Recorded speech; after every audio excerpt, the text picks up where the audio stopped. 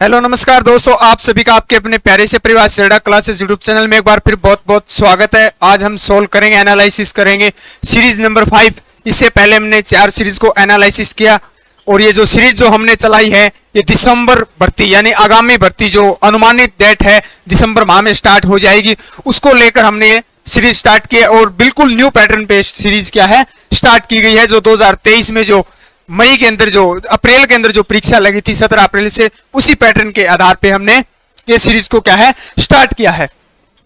तो चलिए स्टार्ट करते हैं आज की पहली सीरीज का पहला क्वेश्चन। और आज के सीरीज का टारगेट जो रहेगा वो धीरे धीरे देखिए लेवल बढ़ता चला जाएगा। 25 क्वेश्चन में से आपका टारगेट रहेगा 20%। धीरे धीरे जैसे जैसे लेवल बढ़ता जाएगा, जैसे जैसे सीरीज की संख्या बढ़ती जाएगी, आपका लेवल भी क्या है क्वेश्चनों का बढ़ता चला जाएगा। देखिए आज का पहला क्वेश्चन है, भारत का सबसे पश्चिम बिंदु यानी भारत का सबसे पश्चिमी स्थल जो है वो कौन सा है। पश्चिमी स्थल पूछा गया है तो इसका सही आंसर हो जाएगा गोरा माता, जो गुजरात में स्थित है। गुजरात। आपसे हो सकता है ऐसे भी पूछा जाए कि गोरा माता जो है वो पश्चिमी स्थल गोरा माता किस राज्य में स्थित है, तो गुजरात राज्य में स्थित है। इसके साथ साथ फिर कीबिथु जो है ये पश्चिमी बिंदु है। कीबिथु जो है वो कौन सा स्थल है, भारत का पूर्वी स्थल है। कहां स्थित है, जो अरुणाचल प्रदेश में। अरुणाचल प्रदेश। फिर आगे देखिए इंद्राकोल। इंद्राकोल जो है ये उत्तरी है। भारत का सबसे उत्तरी बिंदु कौन सा है, तो इंद्राकोल है। इसका स्पेशली यह ध्यान रखिए, ये पहले जम्मू कश्मीर में आता था, अब ये क्या लद्दाख में आता है। लद्दाख जो एक केंद्र शासित प्रदेश है। फिर देखिए कन्याकुमारी, यहां सबसे ज्यादा कंफ्यूजन होते हैं। एक पूछा जाता है दक्षिण बिंदु, दूसरा पूछा जाता है दक्षिणतम बिंदु, एक पूछा जाता है मुख्य भूमि का दक्षिण बिंदु।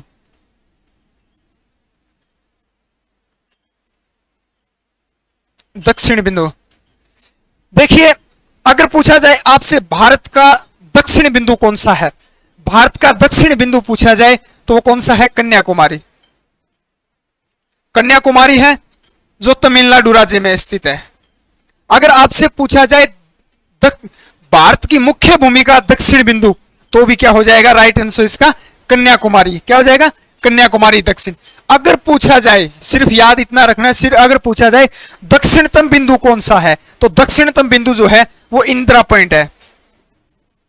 इंदिरा पॉइंट है जो अंडमान निकोबार में स्थित है। अंडमान निकोबार द्वीप समूह में क्या है स्थित है। क्लियर है। अगर पूछा जाए दक्षिण बिंदु या मुख्य भूमि का दक्षिण बिंदु कौन सा है, तो कन्याकुमारी तमिलनाडु राज्य में स्थित है। अगर पूछा जाए आपसे दक्षिणतम बिंदु, तो इसका सही आंसर हो जाएगा इंदिरा पॉइंट जो अंडमान निकोबार द्वीप समूह में स्थित है।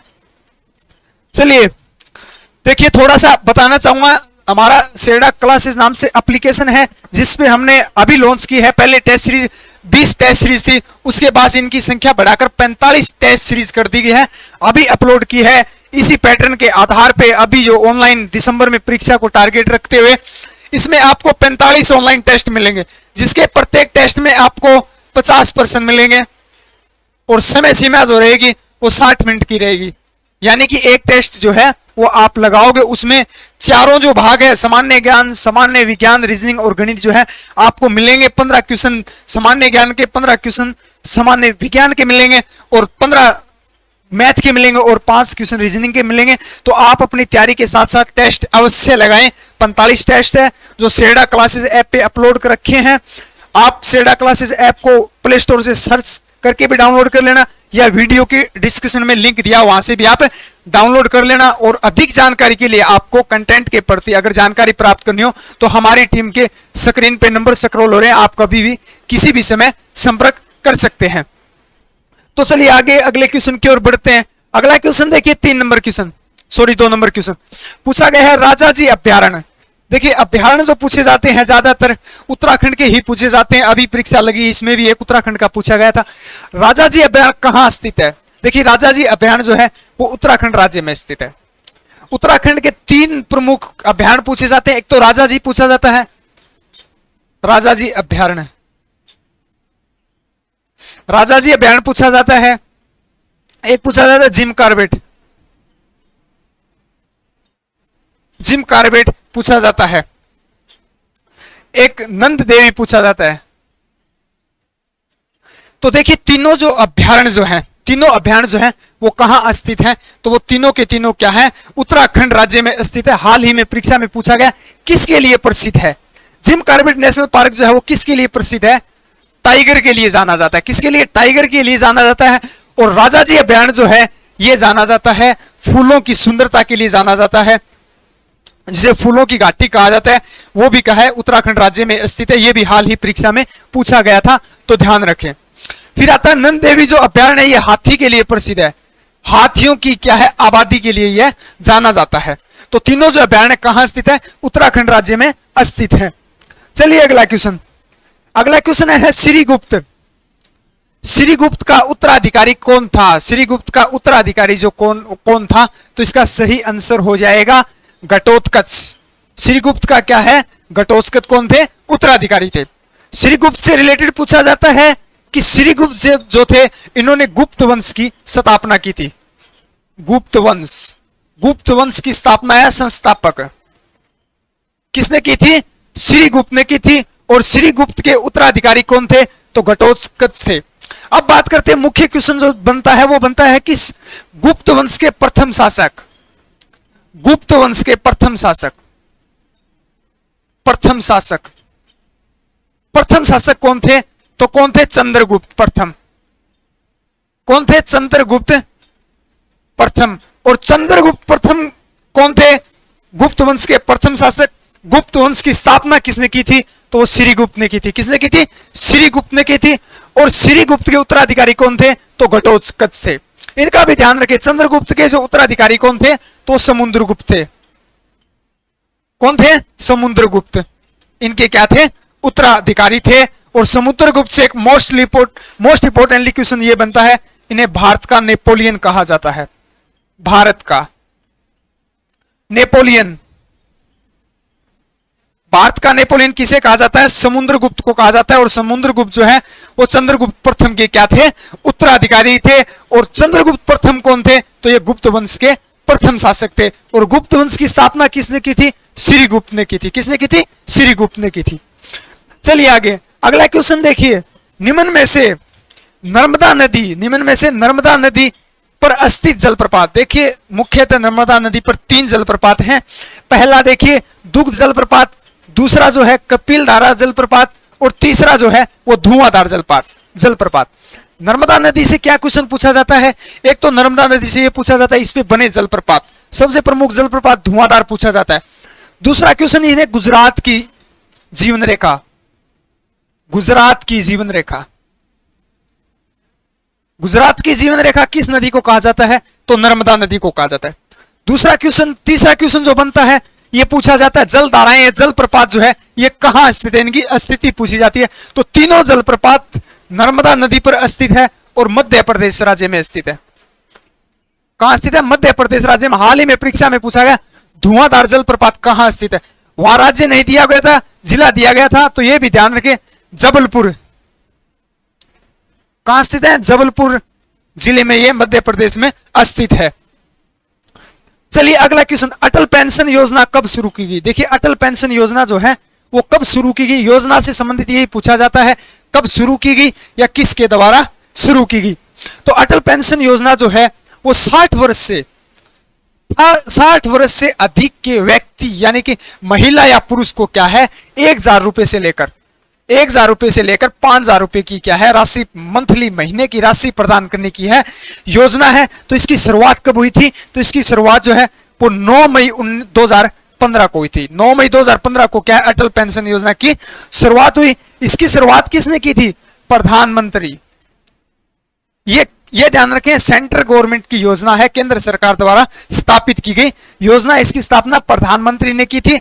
और इस समय 2015 में प्रधानमंत्री कौन थे? तो नरेंद्र मोदी। प्रधानमंत्री नरेंद्र मोदी द्वारा क्या इसकी अटल पेंशन योजना की 9 मई 2015 को शुरुआत की गई थी। बस इतना ही याद रखें, इसकी शुरुआत और किसके द्वारा इसकी शुरुआत की गई थी। चलिए अगला क्वेश्चन, निम्न में से राष्ट्रपति पद की योग्यता के लिए सही कथन, यानी कि राष्ट्रपति पद की योग्यता के लिए कौन सी क्या है आवश्यकता होनी चाहिए, आयु सीमा कितनी आवश्यकता होनी चाहिए। तो देखिए ए ऑप्शन, भारत का नागरिक होना चाहिए। किसी भी, ये देखिए कोई भी चुनाव लड़ रहे हैं, चाहे राज्यसभा का हो, चाहे विधानसभा का हो, चाहे लोकसभा का, उसके लिए मुख्यतः जो शर्त लागू होती है सभी के लिए कि वह भारत का नागरिक होना चाहिए। दूसरा आयु सीमा, आयु सीमा कितनी, 35 वर्ष होनी चाहिए, राइट है ये भी। और तीसरा जो है वो लोकसभा का सदस्य निर्वाचित किए जाने योग्य हो, यानी कि लोकसभा का उसे सदस्य क्या है, निर्वाचित किए जाने योग्य हो। तो इसका डी ऑप्शन राइट हो जाएगा, यह है सभी। मुख्य 2 क्वेश्चन और नोट करेंगे। 35 वर्ष, देखिए राष्ट्रपति, राष्ट्रपति, उपराष्ट्रपति, राष्ट्रपति उपराष्ट्रपति दोनों के लिए आयु सीमा कितनी होनी चाहिए, 35 वर्ष होना चाहिए। काफी बार पूछा गया क्वेश्चन है, तो दोनों के लिए कितनी होनी चाहिए, 35 वर्ष आयु होनी चाहिए। आयु सीमा से फिर पूछा जाता है राज्यसभा का, एक राज्यसभा का पूछा जाता है, राज्यसभा का सदस्य बनने के लिए, राज्यसभा का सदस्य बनने के लिए आयु सीमा कितनी होनी चाहिए, तो 30 वर्ष आयु सीमा होनी चाहिए। और इसके साथ साथ यह भी ना कि राज्यसभा के सदस्य का कार्यकाल, कार्यकाल मोस्ट इंपोर्टेंट है, तो कितना होता है, 6 वर्ष होता है। प्रत्येक सदस्य का कार्यकाल कितना होता है, 6 वर्ष होता है। राज्यसभा जो है ये एक स्थायी सदन है, लोकसभा के सदस्य का कार्यकाल 5 वर्ष का होता है। कितने का होता है, 5 वर्ष का होता है। फिर बात करते हैं राष्ट्रपति उपराष्ट्रपति, राज्यसभा की होगी 30 वर्ष होने से। प्रधानमंत्री, प्रधानमंत्री, प्रधानमंत्री बनने के लिए जो आयु सीमा होनी चाहिए वो होनी चाहिए 25 वर्ष आयु सीमा। कितनी होनी चाहिए, 25 वर्ष आयु सीमा। मुख्य मोस्ट इंपोर्टेंटली जो पूछा जाता है, सबसे मोस्ट इंपोर्टेंट, वो राज्यसभा का सदस्य का कार्यकाल पूछा जाता है, या फिर राष्ट्रपति उपराष्ट्रपति का क्या है पूछा जाता है। तो प्रधानमंत्री का भी ध्यान रखें। चलिए अगला क्वेश्चन, ओलंपिक खेल। अगला क्वेश्चन क्या है, ओलंपिक खेल, ग्रीष्मकालीन खेल 2023 कहां आयोजित, यानी ग्रीष्मकाल ओलंपिक खेल जो है वो 2023 में कहां आयोजित होंगे। देखिए साथ साथ में सीरीज में क्या है, करंट अफेयर भी क्या है शामिल करते चलेंगे, क्योंकि अब परीक्षा लगी थी उसमें 3 से 4 क्वेश्चन जो है वो करंट अफेयर से देखने को क्या है मिलते थे। तो हमारी भी प्रत्येक सीरीज के अंदर 1 से 2 क्वेश्चन क्या है करंट अफेयर की क्या है इंक्लूड करेंगे। और आप करंट अफेयर की अच्छे से तैयारी करने के लिए हमारा टेलीग्राम चैनल है आर्म स्टडी पॉइंट नाम से, उसको ज्वाइन कर लेना। टेलीग्राम पे सर्च करना आर्म स्टडी पॉइंट नाम से, और उसका टेलीग्राम पे लिंक भी दिया, वहां से ज्वाइन कर लेना। हिंदी और इंग्लिश दोनों लैंग्वेज में सुबह उस पर करंट अफेयर अपलोड किया जाता है, और मुख्य मोस्ट इंपोर्टेंटली क्वेश्चन भी क्या है उसमें डाले जाते हैं। तो एक बार अवश्य विजिट करें। तो चलिए क्या पूछा गया है, ग्रीष्मकालीन जो है ओलंपिक खेल जो है वो, ग्रीष्मकालीन ओलंपिक खेल जो है वो 2023 में कहां आयोजित होंगे। तो इसका सही आंसर हो जाएगा बर्लिन में होंगे। बर्लिन जो है वो जर्मनी देश की राजधानी है। अगर देश पूछा जाए तो जर्मनी में आयोजित होंगे। कहां आयोजित होंगे, इसकी राजधानी क्या है, बर्लिन में आयोजित होंगे। संस्करण की बात करें, संस्करण, कौन से संस्करण, संस्करण यानी क्रम, कौन से क्रम का एक जो है खेल आयोजन होगा, तो ये 16वां, कौन सा होगा, 16वां खेल का क्रम का क्या है ये आयोजन होगा। अगला क्वेश्चन देखिए, भारत में सर्वाधिक क्षेत्रफल पर किस फसल की कृषि होती है, यानी सर्वाधिक जो है किस फसल की खेती होती है, कृषि होती है भारत में। तो इसका सही आंसर हो जाएगा सी ऑप्शन राइट होगा, चावल की, यानी जिसे धान कहते हैं, धान की खेती होती है 40%। 100% कृषि के अंदर जो है वो 40% जो है वो धान की यानी चावल की खेती होती है। और चावल जो है वो सर्वाधिक किस राज्य में होते हैं, तो पश्चिम बंगाल में होते हैं। पश्चिम बंगाल उत्पादन राज्य जो करता है वो पश्चिम बंगाल करता है। दूसरे नंबर पे उत्पादन उत्तर प्रदेश करता है, ये ध्यान रखिए, पहले पे नहीं करता है, दूसरे नंबर पे करता है। सर्वाधिक जो है वो पश्चिम बंगाल राज्य में उत्पादन होता है। और चावल किस किस्म की फसल है, तो ये खरीफ की है, यह भी ध्यान रखें। यह भी अभी हाल ही में पूछा गया था, तो खरीफ की फसल है ये। क्लियर है, चलिए आगे। अगला क्वेश्चन है कि सबसे अधिक घनत्व वाला ग्रह। देखिए घनत्व रिलेटेड से आप सबको पता है, छोटा बड़ा जो है बिल्कुल बेसिक क्वेश्चन है। सबसे छोटा ग्रह कौन सा, सबसे बड़ा ग्रह कौन सा है, तो वो भी ध्यान रखें। ये थोड़ा सा चेंज किया गया है क्वेश्चन को, क्योंकि अभी परीक्षा लगी, इसमें थोड़ा लेवल क्या है बढ़ाया गया है, तो हमने सौरमंडल से क्या है थोड़ा सा बढ़ा के लेवल क्वेश्चन को क्या है उठाया है। सबसे अधिक घनत्व वाला, तो सबसे अधिक घनत्व जो है वो किस उपग्रह, किस ग्रह का है? पृथ्वी का है, जिस पर हम क्या है निवास करते हैं। न्यूनतम, न्यूनतम भी ध्यान रखें, न्यूनतम यानी कम जो घनत्व है वो किसका है? तो वो शनि ग्रह का है। किसका है? शनि ग्रह का। इसके साथ साथ ये भी ध्यान रखें, बिना उपग्रह वाले, जिसका एक भी ग्रह नहीं है, ऐसे कौन कौन से ग्रह? तो वो बुध और शुक्र है। बुध और शुक्र ग्रह, बुध और शुक्र ग्रह क्या है? दो ऐसे ग्रह जिनका अपना उपग्रह नहीं है। चलिए अगला क्वेश्चन, अगला क्वेश्चन देखिए, निम्न में से, सॉरी मिसटाइप हो गया, निम्न में से लोक नृत्य को सम्मिलित कीजिए। देखिए ऑप्शन दिए गए हैं, उसमें से हमें क्या करना है? सम्मिलित करना है। A option, B option, C option, D. इसको संख्या रख देते हैं 1 2 3 और इसको 4 रख देते हैं। तो देखिए छऊ जो लोक नृत्य है वो किस राज्य का लोक नृत्य है? छऊ जो है वो किस राज्य का लोक नृत्य है? तो छऊ जो है वो हमारा झारखंड राज्य का क्या है? लोक नृत्य है। तो ए का 4 देखिए किस में है? ए का 4 जो है वो बी में है। सबसे पहले तो ऐसे सम्मिलित करने की क्वेश्चन हो तो पहले तो एक ऑप्शन उठा के देख लेना जो आपको सबसे ज्यादा क्या है आ रहा हो, आपको डेफिनेट क्लियर हो कि जैसे गरबा जो है वो गुजरात का लोक नृत्य है, तो आपको क्लियर पता हो तो वो ऑप्शन उठा के देख लेना। फिर बी ऑप्शन देखिए गरबा, गरबा जो किसका है? गुजरात का है। इसके साथ साथ ये भी ध्यान रखें डांडिया, डांडिया ये भी क्या है? गुजरात का ही लोक नृत्य है। तो बी का 1 देखिए, बी का 1 ये राइट हो जाएगा। और कथकली, कथकली किस राज्य का लोक नृत्य है? गुजरात का है। मोस्ट इंपोर्टेंटली ये देखिए कंफ्यूजन करता है एक कथक, इसमें क्या पूछा गया है? कथकली। कथकली अगर पूछा जाए तो किस राज्य का लोक नृत्य है? तो वो केरल राज्य का है। अगर पूछा जाए कथक तो ये उत्तर प्रदेश राज्य का है। किस राज्य का है? उत्तर प्रदेश राज्य का लोक नृत्य है। अगला देखिए बिहू, जो सबसे इंपोर्टेंटली आर्मी का सबसे बेस्ट क्वेश्चन है, लोक नृत्य से ज्यादा पूछा जाता है तो बिहू ही पूछा जाता है। तो किसका है? असम राज्य का लोक नृत्य है। तो इसका बी ऑप्शन राइट आंसर हो जाएगा। बी ऑप्शन क्या है इसका? राइट आंसर हो जाएगा। चलिए अगला क्वेश्चन, अगला क्वेश्चन छोटा इमाम बाड़ा, छोटा इमाम बाड़ा। देखिए यह एक इमारत है, स्मारक कह सकते हैं, यह एक स्मारक, यह इमारत है। छोटा इमाम बाड़ा है जो है वो कहां स्थित है? तो उत्तर प्रदेश राज्य में स्थित है। उत्तर प्रदेश राज्य की राजधानी लखनऊ में। कहां स्थित है? लखनऊ में। इसके साथ साथ ये भी ध्यान रखें छोटा इमाम बाड़ा, छोटा और बड़ा दोनों इमामबाड़ा, दोनों जो इमारत है वो उत्तर प्रदेश राज्य में स्थित है। उत्तर प्रदेश राज्य की राजधानी लखनऊ में क्या है? ये स्थित है।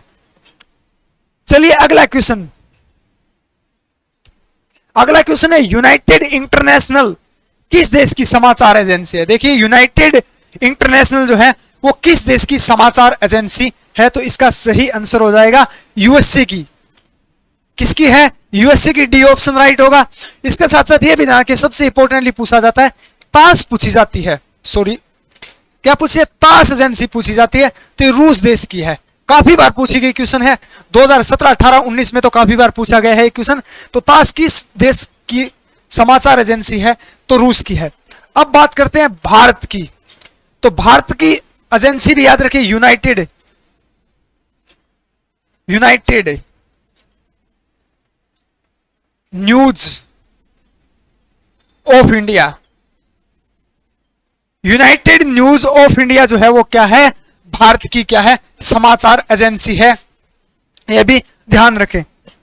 अगला क्वेश्चन देखिए, सबसे ऊंची पर्वतमाला, सबसे ऊंची पर्वतमाला, सबसे ऊंचा पर्वत शिखर जो है वो कौन सा है? तो वो कौन सा है? हिमालय पर्वत श्रृंखला है।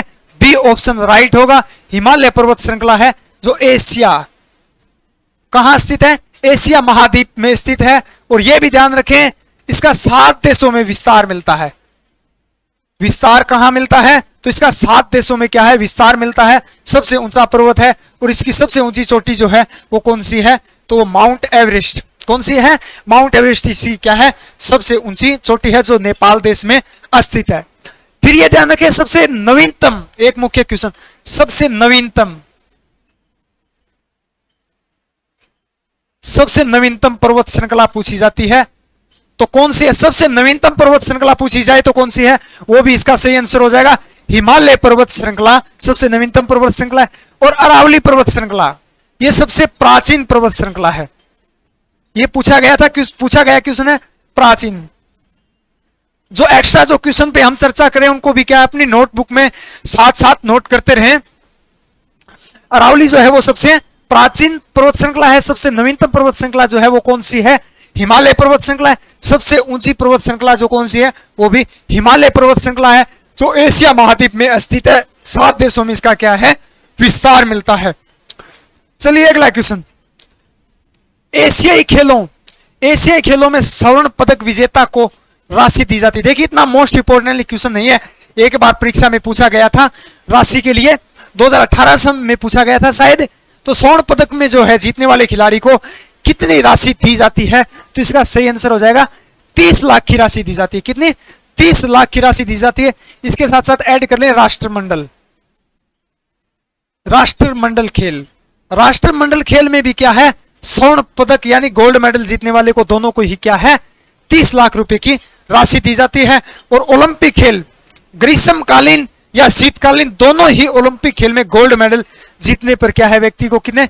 75 लाख रुपए की क्या है? राशि दी जाती है।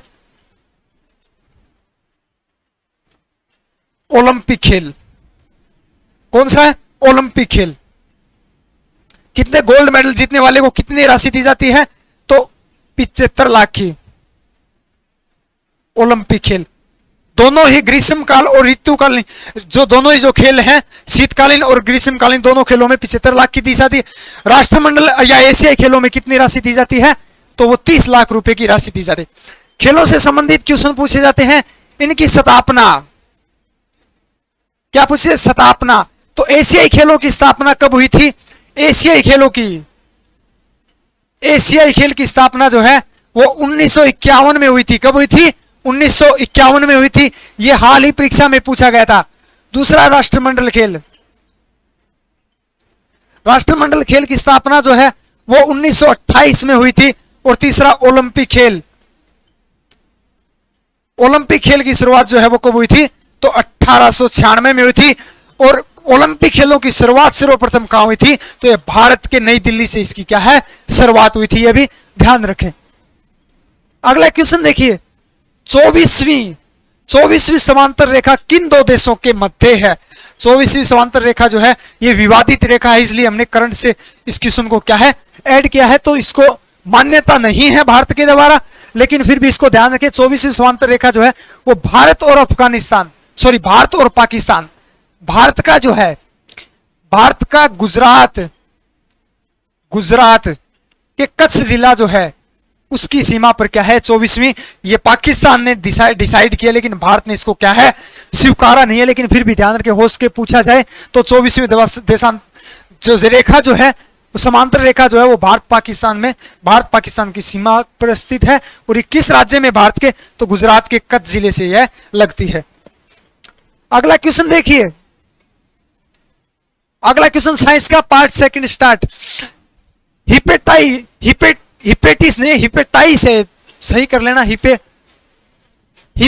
रोग जो है किस अंग को प्रभावित करता है? हिपेटाइटिस जिसे पीलिया कहते हैं।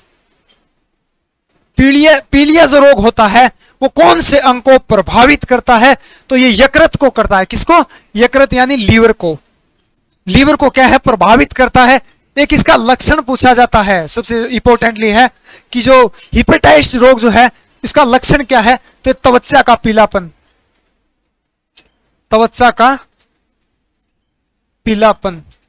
त्वचा का जो रंग जो है वो पीला हो जाता है। ये इसका क्या है? लक्षण है। किस अंग को प्रभावित करता है? यकृत यानी लीवर को क्या है? प्रभावित करता है ये। चलिए अगला क्वेश्चन, रक्त में कौन सा पदार्थ पाया जाता है? रक्त में कौन कौन से पदार्थ पाए जाते हैं? तो सबसे पहले तो यह ध्यान है कि रक्त में 2 पदार्थ पाए जाते हैं। 2 प्रकार के पदार्थ पाए जाते हैं। कौन कौन से? रुधिराणु और प्लाज्मा। कौन कौन से पाए जाते हैं? रुधिराणु और प्लाज्मा पाए जाते हैं। देखिए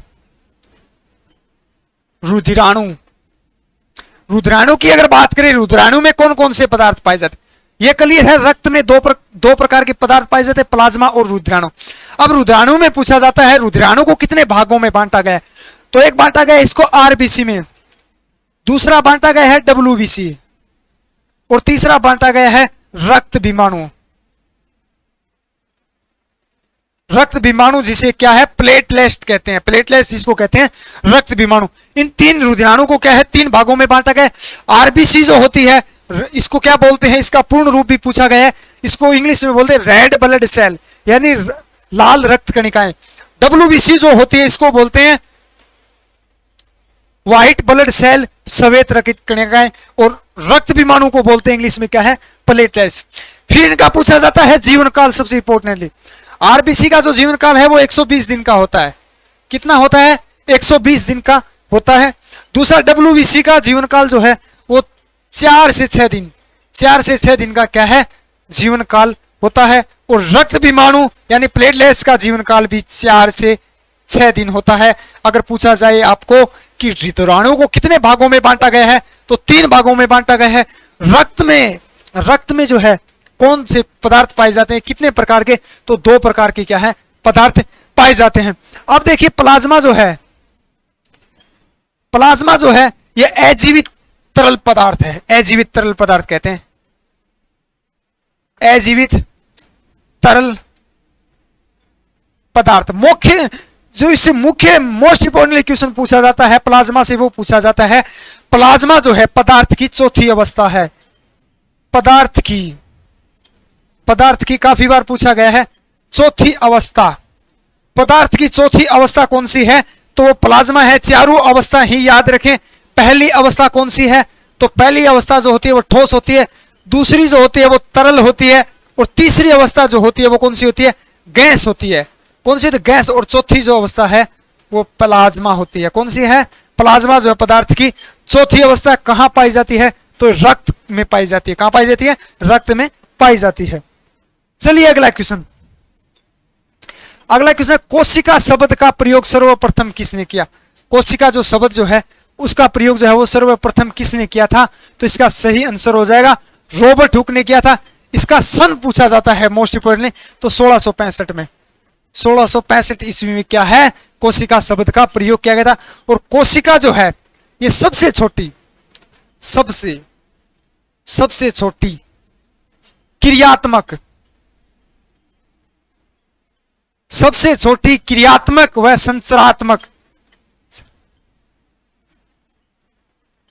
संरचनात्मक कोशिका जो होती है वो सबसे छोटी क्रियात्मक और संरचनात्मक क्या है, इकाई होती है। यह ध्यान रखें। चलिए अगला क्वेश्चन, Zn किसका संकेत है। देखिए प्रतीक जिसको बोलते हैं, संकेत जिसको बोलते हैं, यह भी पूछा जाता है। तो Zn जो संकेत होता है वो किसका होता है, जिंक का होता है। किसका होता है, जिंक का होता है। और ऑप्शन ए भी ध्यान रखें, कैल्शियम का संकेत जो है वो Ca होता है। क्या होता है, Ca होता है। और मैग्नीशियम का जो होता है वो Mg होता है। और लोहा जिसको आयरन बोलते हैं, आयरन का संकेत जो है वो क्या होता है, F ही होता है। तो यह ध्यान रखें, संकेत भी काफी बार पूछे गए। हाल ही में परीक्षा लगी उसमें भी पूछा गया था। हाल ही में परीक्षा लगी थी, इसमें कोई ज्यादा बदलाव नहीं हुआ। सिर्फ बदलाव जो देखने को मिला था वो करंट अफेयर से ही मिला था। करंट अफेयर के क्वेश्चन ही क्या है, ऐड किए गए थे सिलेबस, बाकी वही पैटर्न था, कोई आउट ऑफ सिलेबस नहीं था क्वेश्चन। अगला क्वेश्चन देखिए, इस क्वेश्चन से हम 3 क्वेश्चनों पर चर्चा करेंगे और तीनों ही क्वेश्चन अभी हाल ही परीक्षा में पूछे गए थे। वायुमंडल में ऑक्सीजन की गैस की मात्रा होती है कि, ये क्वेश्चन पूछा गया था। एक वायुमंडल में सर्वाधिक गैस कौन सी पाई जाती है, एक उस गैस का प्रतिशत पूछा गया था। तो वायुमंडल में ऑक्सीजन का प्रतिशत कितना है, तो इसका सही आंसर हो जाएगा सी, 21% पाई जाती है सर्वाधिक। देखिए अब बात करते हैं सर्वाधिक, सर्वाधिक कौन सी गैस पाई जाती है, तो वो हाइड्रोजन पाई जाती है। कौन सी पाई जाती है, हाइड्रोजन। कौन सी पाई जाती है, हाइड्रोजन पाई जाती है। इसका प्रतिशत पूछा गया था, तो 78% पाई जाती है। और सर्वाधिक कौन सी पाई जाती है, तो वो भी हाइड्रोजन पाई जाती है। ऑक्सीजन यानी O2, जिसको O2 बोलते हैं, ऑक्सीजन कितनी पाई जाती है, तो वो 21% पाई जाती है। एक पूछा था CO2 जिसे कार्बन डाइऑक्साइड,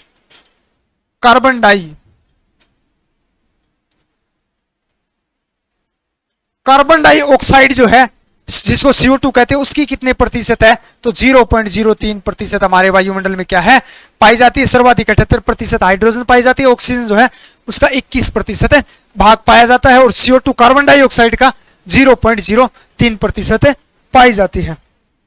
अगला क्वेश्चन देखिए, द्रवित अवस्था में पाई जाने वाले धातु।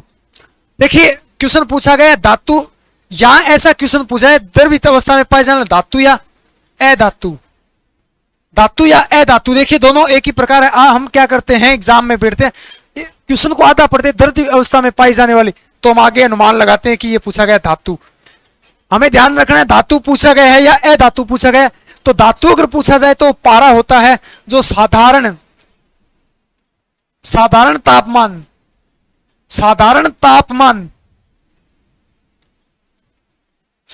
तापमान पर भी क्या है, ये द्रव अवस्था में पाई जाती है। अगर पूछा जाता द्रवित अवस्था में पाई जाने वाली अधातु, तो वो कौन सी है, ब्रोमीन। ब्रोमीन क्या है, जो द्रवित अवस्था में पाई जाने वाली अधातु है। धातु पूछा जाए तो क्या है, पारा होता है। चलिए अगला क्वेश्चन, चिंटी के डंक में कौन सा अम्ल पाया जाता है, यह भी हाल ही परीक्षा में पूछा गया था। चिंटी के डंक में या बिच्छू, चिंटी या बिच्छू के डंक में कौन सा अम्ल पाया जाता है, जिसके दर्द जो होता है, जलन जो होती है, वो उस अम्ल के कारण होती है। तो कौन सा अम्ल पाया जाता है, तो मेथनोइक अम्ल पाया जाता है। कौन सा अम्ल पाया जाता है, मेथनोइक अम्ल पाया जाता है।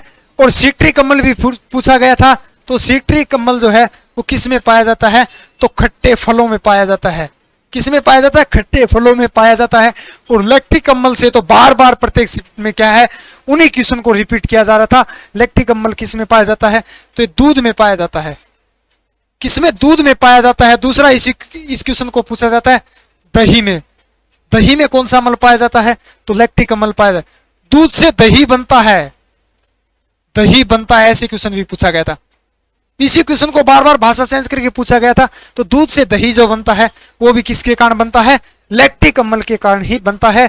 दही में भी लैक्टिक अम्ल पाया जाता है, दूध में भी क्या है, लैक्टिक अम्ल पाया जाता है। और ये भी ध्यान रखें, दूध में प्रोटीन कौन सा पाया जाता है, प्रोटीन, तो केसिन प्रोटीन, केसिन नामक प्रोटीन जो है वो दूध में पाया जाता है। इसी क्वेश्चन को दूसरी भाषा में पूछा जाता है, दूध का सफेद रंग, दूध का सफेद रंग किसके कारण होता है, तो केसिन नामक प्रोटीन के कारण दूध में का क्या रंग क्या है, सफेद होता है। दूसरा क्वेश्चन पूछा जाता है, यह भी ध्यान रखें, पीला, दूध का पीला रंग या गाय का दूध पीला किसके कारण होता है, तो केरोटिन के कारण। केरोटिन, ये केरोटिन नामक प्रोटीन पाया जाता है गाय के दूध में, जिसके कारण क्या है, दूध का रंग पीला होता है। तो ये भी ध्यान रखें। चलिए अगला क्वेश्चन, विद्युत धारा का एसआई मात्रक है।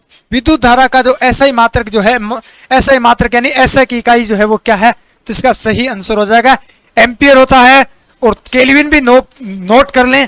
तापमान का एसआई मात्रक क्या होता है, केल्विन होता है। और कैंडेला जो है ये हाल ही में ये भी पूछा गया था। तो ज्योति तीव्रता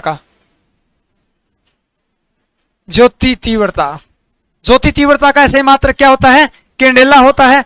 और तापमान का एसआई मात्रक क्या होता है, केल्विन होता है। और विद्युत धारा का एसआई मात्रक जो है वो क्या होता है, एम्पियर होता है। अगला क्वेश्चन देखिए, न्यूट्रॉन की खोज किसने की। न्यूट्रॉन जो है इसकी खोज किसने की थी, तो इसका सही आंसर हो जाएगा जेम्स चैडविक ने। किसने की थी, जेम्स चैडविक ने इसने क्या है, खोज की थी। अगला क्वेश्चन देखिए, कागज का परिवर्तन। इस क्वेश्चन से भी आर्मी में प्रत्येक शिफ्ट में इन्हीं क्वेश्चनों को रासायनिक परिवर्तन, भौतिक परिवर्तन से लेके उदाहरणों के तौर पे क्या है, बार बार क्वेश्चन पूछे जा रहे थे। तो कागज का जलना जो है वो रासायनिक परिवर्तन है। कौन सा परिवर्तन है, रासायनिक परिवर्तन है। रासायनिक परिवर्तन जो होता है वो एक पदार्थ से, जो कोई भी पदार्थ जैसे कागज है, उसको जलाने के बाद वापिस उसी को उसी अवस्था में परिवर्तन नहीं किया जाता, उसको बोलते हैं रासायनिक परिवर्तन। भौतिक परिवर्तन को उसी अवस्था में बार बार क्या है, परिवर्तन किया जा सकता है। जैसे पानी से हम बर्फ बना सकते हैं, बर्फ को फिर पानी बना सकते हैं। तो उसी प्रकार से क्या, उसी अवस्था में बार बार परिवर्तन रोटेट किया जा सकता है, उसको भौतिक परिवर्तन कहते हैं। तो इसके उदाहरण पूछे गए थे, कागज का जलना, दूध से दही बनना। दूध से दही बनना किसका है, लकड़ी से कोयला बनना, ये सभी क्या है, मोमबत्ती का जलना, रासायनिक परिवर्तन। लेकिन मुख्य बात यह है कि मोम का पिघलना अगर पूछा जाए तो वो कौन सा है, भौतिक परिवर्तन हो जाएगा। तो आज का सेक्शन को यही समाप्त करते हैं और उम्मीद करते हैं आप सबको अच्छा लगा होगा। तो आपने अगर हमारे चैनल को अभी सब्सक्राइब नहीं किया तो सब्सक्राइब करें, सेडा क्लासेस परिवार का सदस्य बनना अवश्य ना भूलें। मिलते हैं अगले बेहतरीन कंटेंट के साथ, तब तक हमारे साथ बने रहिए। चैनल को शेयर करें, सब्सक्राइब करें। Thank you for watching. जय हिंद, जय भारत।